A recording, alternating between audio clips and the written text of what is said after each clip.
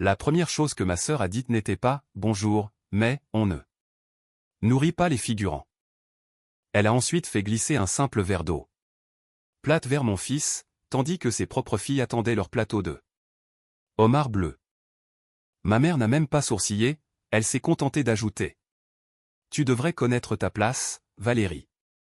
À cet instant, tous les bruits du restaurant se sont estompés, les rires, la musique, le cliquetis des fourchettes, jusqu'à ce que je n'entende plus que le bruit de mon fils déglutissant difficilement à mes côtés.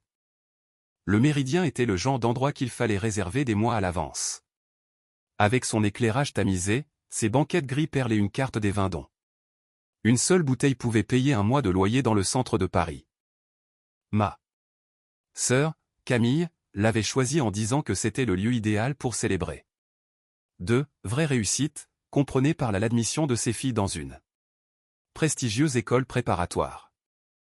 Je n'avais rien dit, j'avais juste confirmé notre présence. Camille a toujours aimé recevoir, elle disait que cela la faisait se sentir généreuse, mais ce qu'elle aimait par-dessus tout, c'était la scène que cela lui offrait. Notre mère, Evelyne, s'épanouissait aussi sous ses projecteurs, admirant sa fille préférée jouer le rôle de la femme qui a réussi. J'avais vu cette pièce de théâtre 100 fois, mon rôle était toujours le même.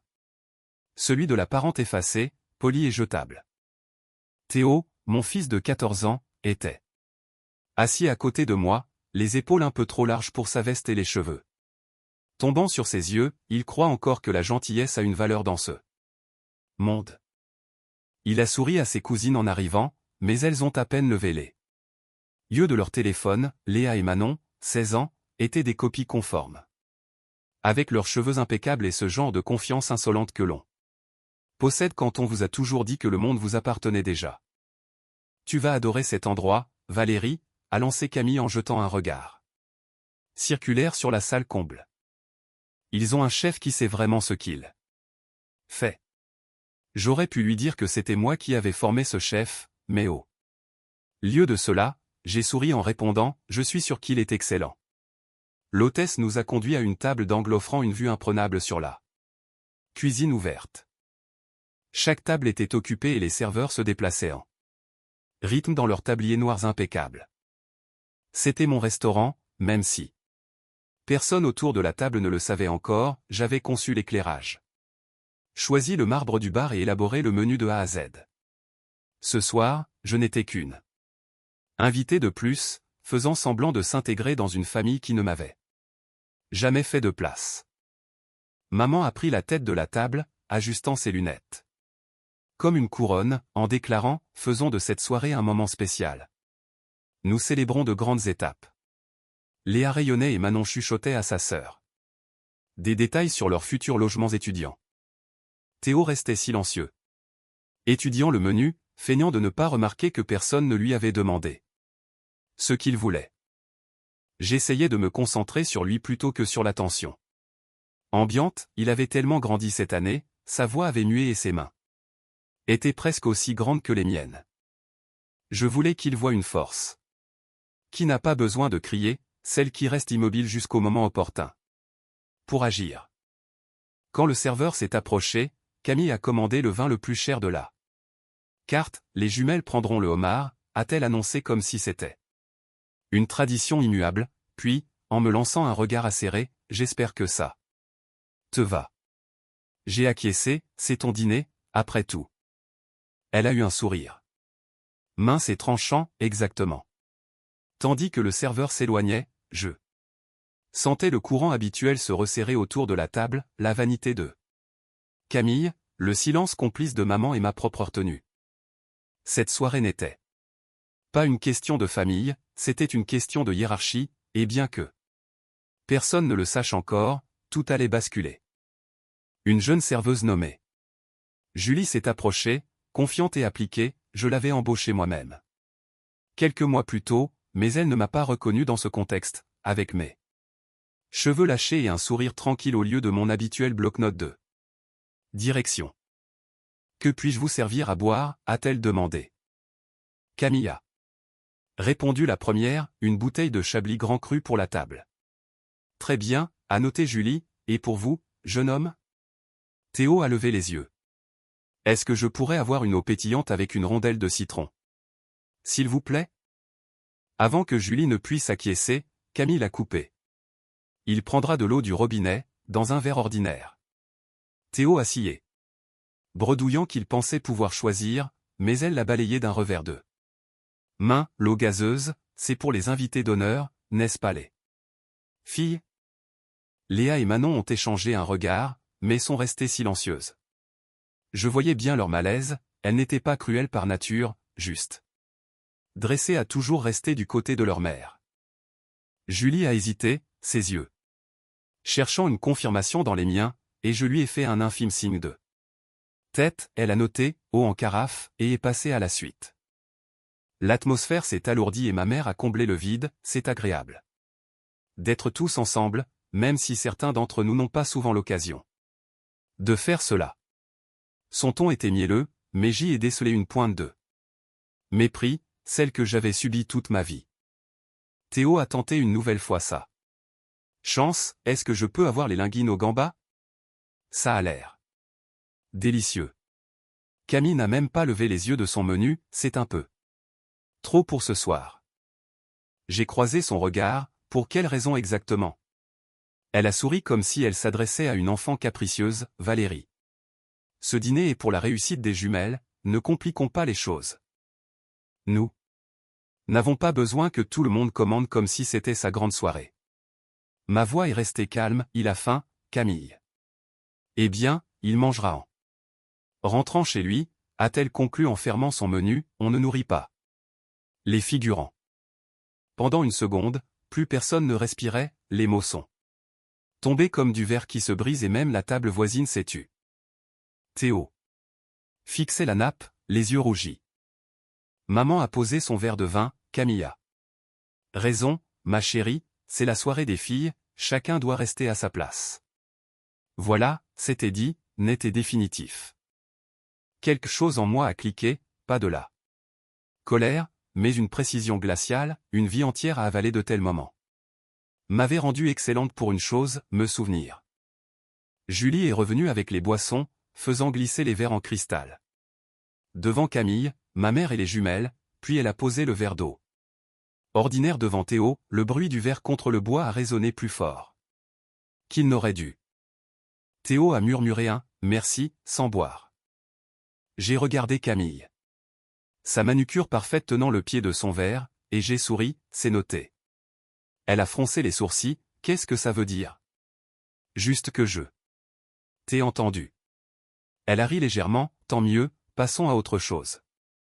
Mais nous n'allions pas passer à autre chose, pas ce soir, j'avais déjà décidé que cette leçon ne s'arrêterait pas là. Je n'ai pas touché à mon vin, mais pensées étaient posées et mesurées. Camille a parlé de stage et d'avenir comme si elle donnait un séminaire sur le succès, tandis que maman hochait la tête avec fierté. Je regardais Théo dessiner des cercles avec la condensation de son verre sur la nappe pour s'empêcher de pleurer. Autrefois, j'aurais argumenté pour nous défendre, mais ce soir, il ne s'agissait pas de débattre, il s'agissait de rappeler qui détenait le véritable pouvoir dans cette pièce. Julie est repassée pour déposer les premières entrées, des huîtres pour la table, et Camille a écarté la place vide devant Théo d'un geste de la main, il n'en a pas besoin. Julie a hésité, vous êtes sûre, madame? La voix de Camille s'est faite cassante, absolument.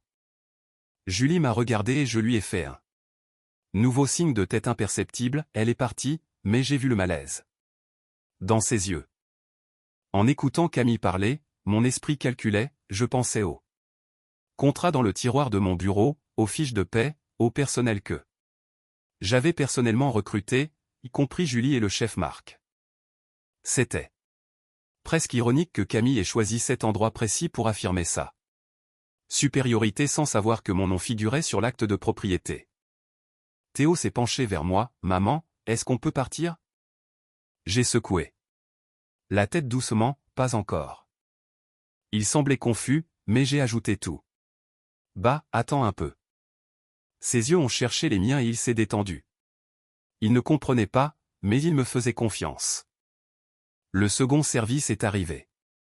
Les plateaux de homard pour les jumelles, un bar de ligne pour Camille et des noix de Saint-Jacques pour maman. Les assiettes brillaient sous les lampadaires. Et l'odeur de beurre citronné remplissait l'air. Camille a fait trinquer son verre à la réussite de nos filles. Théo a tendu la main vers son eau. Mais elle tremblait, j'ai pris sa main sous la table pour le stabiliser. Tout va bien, lui ai-je murmuré. Camille m'observait, tu es bien. Silencieuse ce soir, Valérie, tout va bien? Parfaitement, ai-je répondu. Avec un sourire. Tant mieux, car parfois j'ai peur que tu prennes les choses trop à cœur. Pas cette fois-ci. Elle a froncé les sourcils, décontenancée par mon assurance. Maman a changé de sujet pour parler de maison de vacances et de voyage, mais je n'écoutais plus. Julie est repassée et j'ai capté son regard, faisant un léger signe de tête vers la cuisine, elle a acquiescé avant de disparaître derrière les portes battantes. Le moment arrivait, délibéré et final. Soudain, la porte de la cuisine s'est ouverte et le chef Marc est apparu. S'essuyant les mains sur son tablier blanc, c'était un homme imposant dont le calme imposait le respect. J'ai vu l'instant précis où Camille a compris que quelque chose clochait. Julie le suivait de près, serrant son carnet contre elle. Chef Marc, ai-je appelé d'une voix claire, assez forte pour que les tables voisines entendent, pourriez-vous nous rejoindre un instant? Camille s'est figée en plein rire, Valérie, qu'est-ce que tu fais? Juste une petite présentation, ai-je dit. Marc s'est approché, bien sûr, madame. Tout se passe comme vous le souhaitez? Très bien, j'aimerais simplement vous présenter ma famille, ma sœur Camille, ma mère Evelyne, mes nièces et mon fils Théo. Marc a salué poliment, enchanté. J'ai continué avec un sourire. Chef, pourriez-vous leur dire quelle est votre fonction ici? Il a paru confus. Mais resté professionnel, je suis le chef de cuisine du Méridien. Et de qui dépendez-vous? Ai-je demandé. Son regard a alterné entre Camille et moi, puis il s'est fixé sur moi, de vous, Madame Valérie. Le silence est devenu total, même les jumelles ont arrêté de chuchoter et la main de maman s'est crispée sur son verre. Camille a tenté un rire nerveux, attends, tu veux dire qu'elle travaille ici? Non, ai-je interrompu doucement, je ne travaille pas ici, je suis la propriétaire. Le restaurant, l'immeuble, la société. Le Méridien m'appartient. Sa bouche s'est entr'ouverte d'étonnement, ce n'est pas possible. Il y a 18 mois, j'ai racheté les parts de tous les investisseurs. Chaque fiche de paie, chaque bouteille de vin, chaque homard qui sort de cette cuisine est validé par ma signature. Le brouhaha du restaurant semblait s'être tu, comme si les murs eux-mêmes écoutaient. Maman a retrouvé la parole en premier. Valérie, voyons, ce n'est pas nécessaire de faire ça. Si, ça l'est, car ce soir, vous avez toutes les deux décidé d'apprendre à mon fils ce que signifie connaître sa place. Alors assurons-nous que tout le monde comprenne exactement où il se situe. Camille était rouge de honte, bafouillant qu'elle ne voulait pas dire ça, mais je l'ai coupé, tu as dit qu'on ne nourrissait pas les figurants, puis tu as ordonné à mon employé de ne pas servir mon enfant. Ce n'était pas un dérapage, c'était toi qui me montrais qui tu es vraiment. Théo nous regardait, les yeux écarquillés, ne sachant s'il devait se sentir vengé ou terrifié. J'ai posé ma main sur son épaule, ne t'inquiète pas, nous ne serons plus jamais des figurants. Je me suis tourné vers Julie, Julie, s'il vous plaît, apportez à mon fils un plateau de homard royal, celui avec le beurre à la truffe et la suggestion spéciale du chef. Tout ce que vous pensez qu'il aimera le plus. Julie a acquiescé avec un mélange de soulagement et de fierté. Tout de suite, Madame Valérie.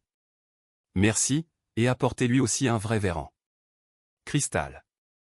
La voix de Camille a craqué, tu nous affiches devant tout le monde. Je l'ai regardée, toujours souriante, c'est drôle, c'est exactement Ce que tu voulais me faire, non? Maman a imploré, Valérie, s'il te plaît. Nous sommes une famille. Une famille? Une famille ne reste pas assise pendant qu'on traite son petit-fils comme un chien errant. Une famille ne dit pas à un enfant qu'il ne vaut pas un dîner.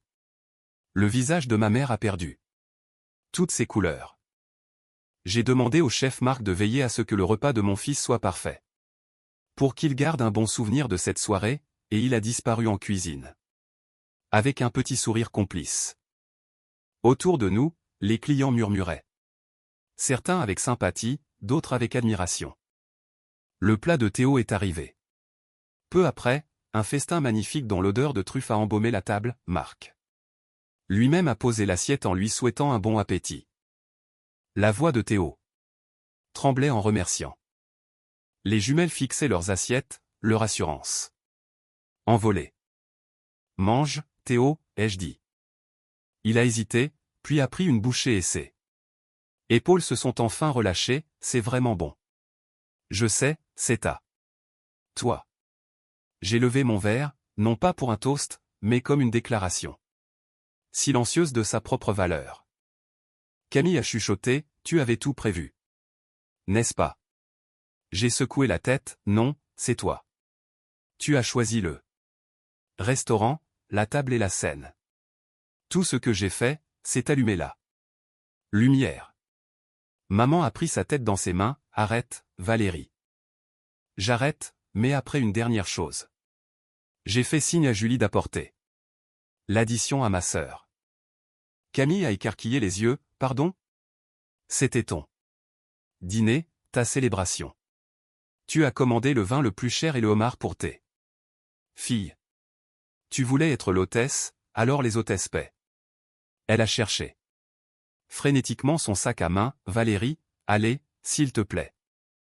Ne t'en fais pas, tu en as les moyens, après tout, tu as dit que le succès devait être célébré dignement. Théo continuait de manger, apaisé. Camille a finalement lâché, ce n'est pas juste. J'ai penché la tête, juste? Tu veux parler de ce qui est juste? Tu apprends à tes filles quels sont les personnages principaux et que les autres sont des accessoires.